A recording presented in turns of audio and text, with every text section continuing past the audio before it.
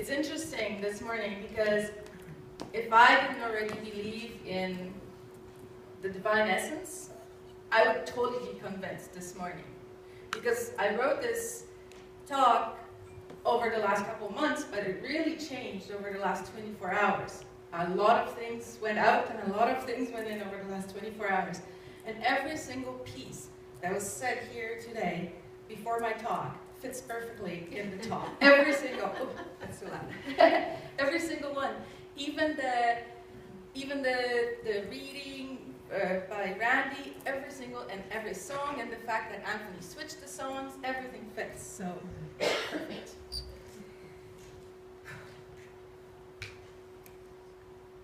So, a long, long time ago, in a land far across the ocean, in Norway, there was a small village.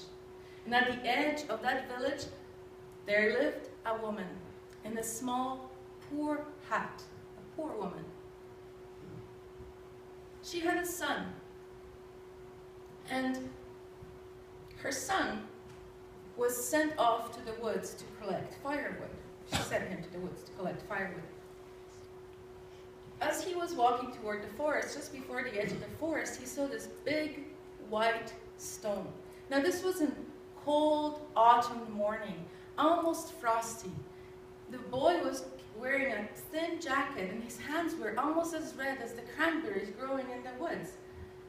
But he saw this stone and he thought, wow, if I'm cold, how cold are you? You pale stone, you must be freezing. And he took off his jacket and he wrapped it around the stone and he went back home with the firewood. When he arrived at home, his mother said, "What are you doing not wearing a jacket on such a cold morning?" He said, "Well, I went to the woods to get the firewood and I saw this stone and it was so cold, I felt so bad for it, I decided to give my jacket to the stone." The mother said, "You're an idiot. Even if the stone was, stones can't be cold, but even if it was shivering with the cold, you gotta look out for number one. So go back and get the jacket." The boy went back, and as he approached the stone, he saw that the stone had shifted a little bit, and part of it had lifted. Now underneath, he saw a box full of silver coins. And he was amazed, but he thought, wait a minute, nobody hides honest money under a rock in the forest. This money must be stolen. So he took his jacket, he took the money, he went straight to the pond and he dumped the whole contents of the box into the pond. Everything sunk except for one penny. And he said, "Oh, this must be an honest penny because it didn't sink." So he took the penny and he went back home. And his mother said, "What took you so long?" And he said, "Well, when I got there, the stone was overturned. There was a box of silver coins, and I knew they were stolen, so I dumped it in the lake, and the only thing I got was the one penny." She said, "You're an idiot. You gotta look out for number one. We could have lived for the rest of our lives on this money that you found, yet you dumped it all into the lake. You know what? I've had it with you. You go out into the world and you make your own living because I am not going to support you with these ideas." So she kicked him out of the house. Well, the boy went out and he went from house to house asking if they need a boy for errands and help, and he had to walk quite a way. But finally he got to a seashore town, and there was a rich merchant who just happened to need a boy to help in the kitchen, chop wood, carry water, and so he accepted him into his household. A few months went by, the boy was doing really well, and time came for the merchant to go out into the foreign lands to gather more supplies and sell the goods that he was producing in his town and gather more. So, as the tradition of the household was, he called all his servants toward him and he asked them what do they want from the journey. And so each of the servants gave him a little bit of their savings and told him what he wanted. And the little boy stood there with his penny and said, "Buy me whatever this will get you." And the merchant looked, he says, "Well, that's just a penny. What can I buy for a penny?" He said, "I don't care. Buy whatever this penny will get you." Okay. So he went and he did his business in many foreign countries, and he was just about on the way back. He was at his ship on the seashore, just about to pull away, when he reached into his vest pocket and he felt the penny, and he realized that he'd forgotten. He bought everybody everything they wanted, except for the boy.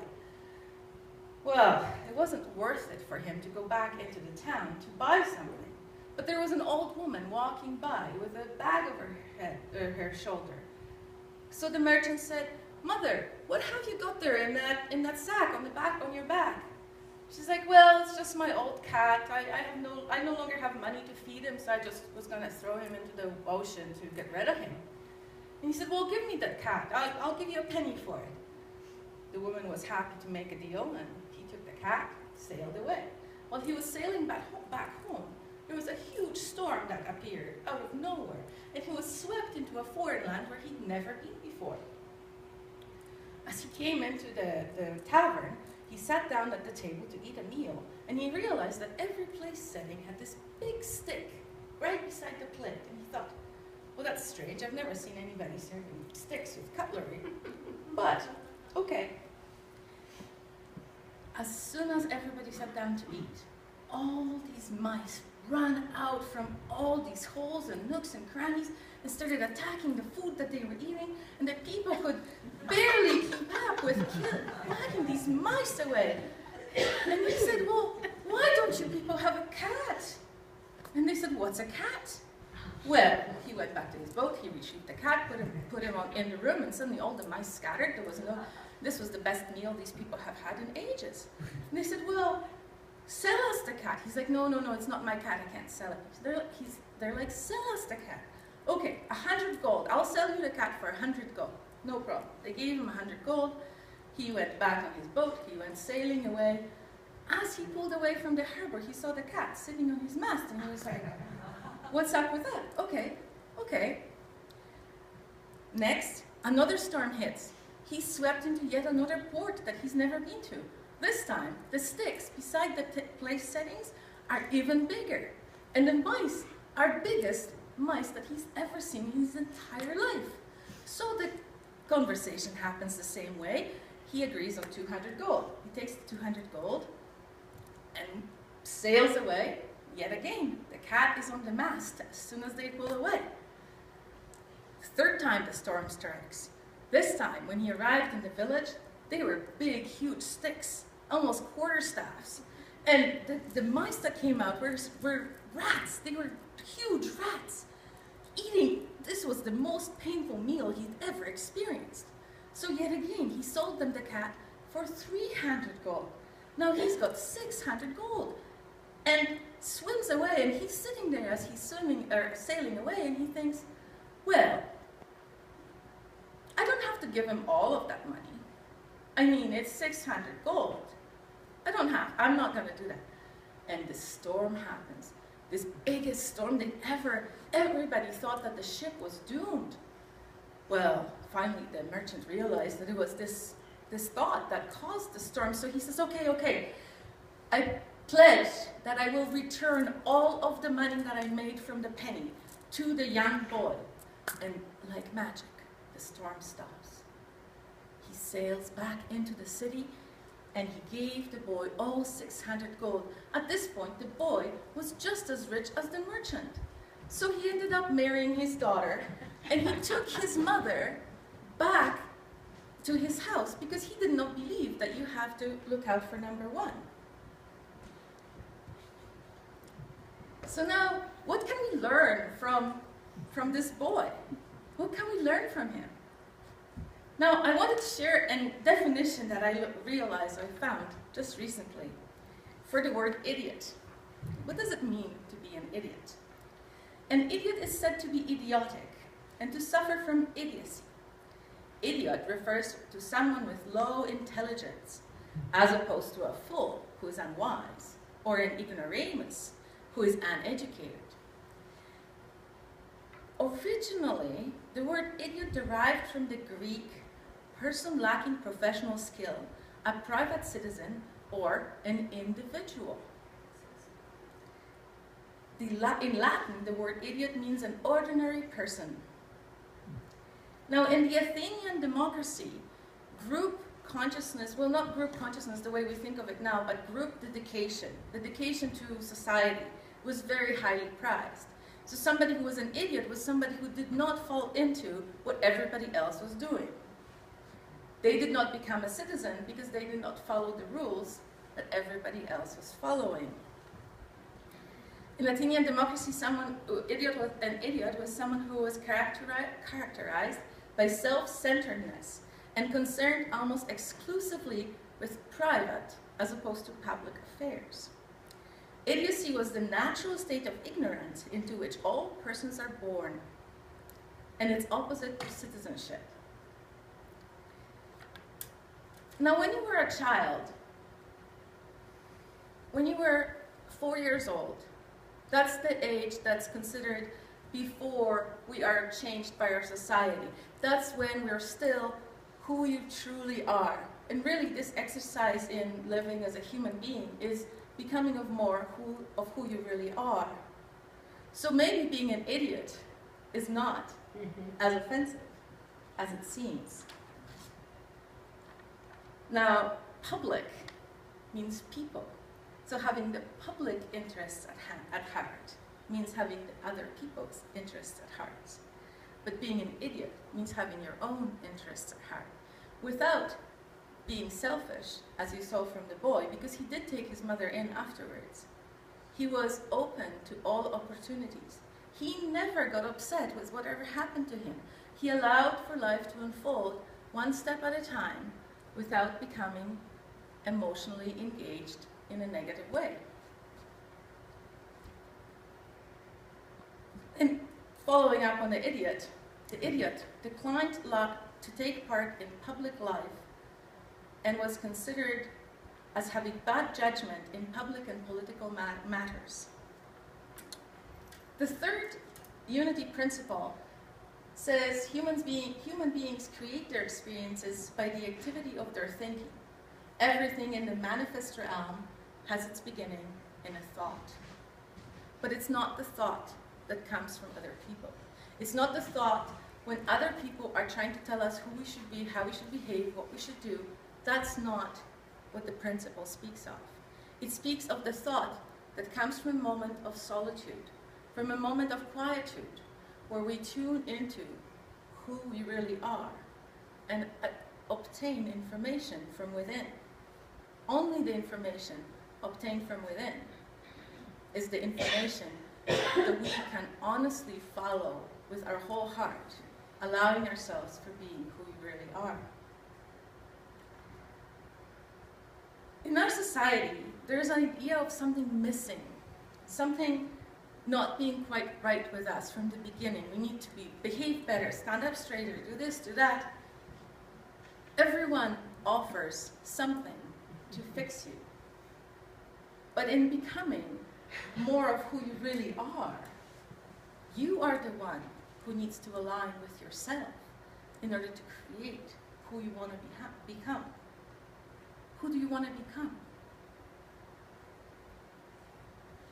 Remember in a different talk, some of you might remember, I said there was a range that we're at any moment.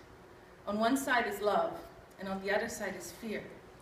And it takes only 20 seconds of positive thoughts to move to a different spot on this range. Every day you're somewhere between love and fear. Checking with yourself, where are you? Creates the opportunity to really tune in to who you really are. Because who you really are is love, not fear.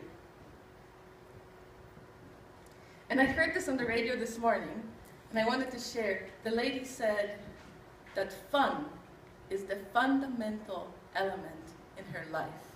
And I thought, how wonderful if every person in the world created or honored fun as being the fundamental option on the path of becoming of who you really are. Because that brings you closer to love, to joy, to happiness, to all those emotions that are of God. A while ago, I created this Elements of Manifestation checklist. And I will just quickly share it with you if you'd like to write it down. I don't have copies. I thought I might, but I didn't end up doing it. So the elements of manifestation, and this checklist is really good. If you're manifesting something, if you're creating something in your life, you can double check, hey, where am I missing a step? So the first one is, be grateful for what you already have. Today, this moment is the perfect thing in your life. If you don't think it's perfect, don't worry, you'll think it's perfect in the future. That's where faith comes in. If you think back to the past, the things that challenged you in the past turned out, some of them, maybe some of them not yet, but some of them have turned out to be perfect.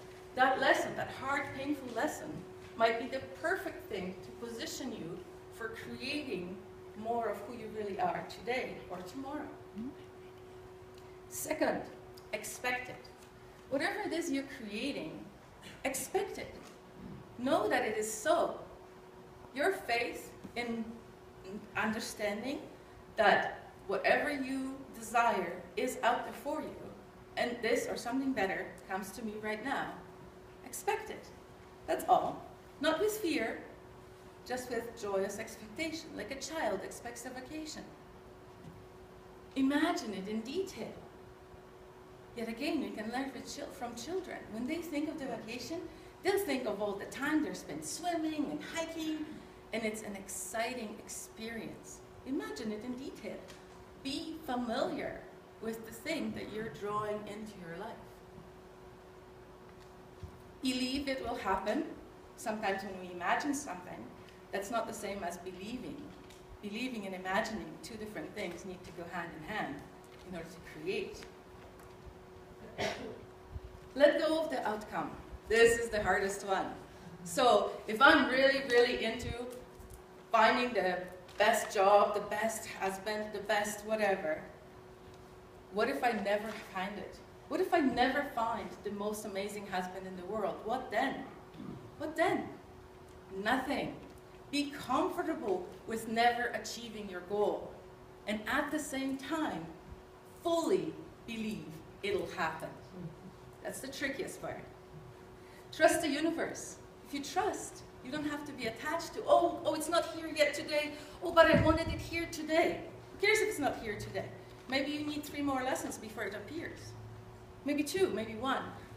Maybe just one sentence that you hear somewhere on the bus. And then that will allow you to step into that future. And this one is key too. The any minute now attitude. It's really easy to project something to some distant future, unknown future, we're not familiar with. But what if it happens in 5 minutes? What then? Any minute now attitude. And then the last thing is take the first step. Because just, if you're sitting at home, imagining it it's all perfect and you're grateful, you expect it, you imagine it in detail, but you don't ever leave the house, the perfect husband will not ring your doorbell. It's possible, he might, but it's very unlikely. Because unless the universe understands that you're committed, fully committed to this, what you're creating, there is absolutely no reason for the universe to deliver them to your doorstep, or whatever it is that you're creating. Oh, I have 2 more thoughts to share with you. And this one was the first thing that I wrote about this speech 2 months ago. The real key is the experience of stillness within. Once you achieve the stillness within, you can communicate with the inner source of wisdom. Ask, and soon you can feel an internal God starting to answer. At this moment, your ego jumps in and goes, oh, I gotta wash the dishes now. Allow that to pass. Because your ego will come up with 3 or 4 things that you need to do right then at that moment when God is trying to speak to you. When you hear the first internal messages, the first words of this quiet voice within, that's when the ego pops up and goes, well, this is dangerous. The ego is there to protect you, right? Well, this is dangerous. I'm not sure if she goes or if he goes down that path, there is danger lurking, I'm sure. The ego is there to protect you, to keep you within the status quo in order to sort of be overly protective over you. Make sure you don't have any new experiences, because new experiences, that saber-toothed tiger, he could be lurking around the corner.